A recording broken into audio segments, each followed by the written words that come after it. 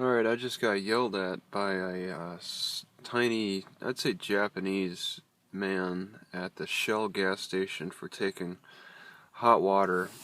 He was watching me. He watched me walk over to the station, and then I'm sure he watched me take the water, and then as I was leaving, he quickly approached me and started telling me that I have to pay, and I asked him how much, and he said 25 cents.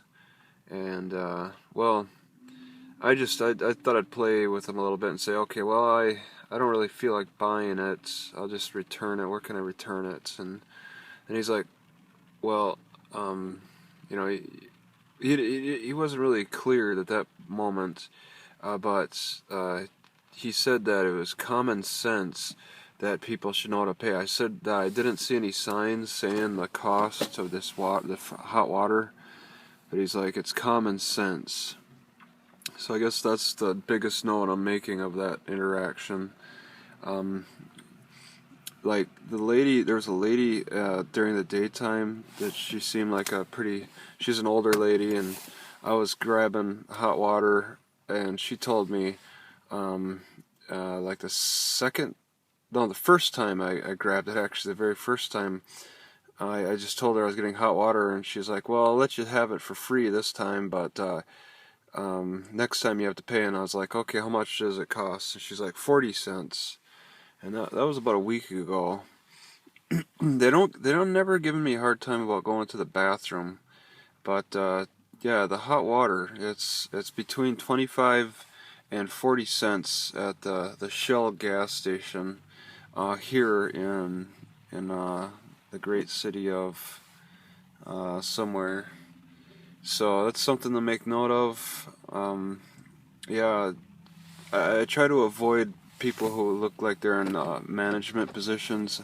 So I've been trying to avoid like the daytime hours. Just go at night where it's more the part-timers generally do. And I've been going to this gas station for a little bit, and the part-timers just they don't seem to care. But then yeah, you run into the older people who I guess I asked this little Asian man if he was the owner, and he said he was. I don't believe it, but he took charge, and he everything has a price, even the hot water. And this is the first I've heard it, so it's a little bothersome. But just I want to avoid that place because I haven't been charged at Starbucks yet or any other gas station, so it's kind of it's looking like it depends on who the person is that works there more so.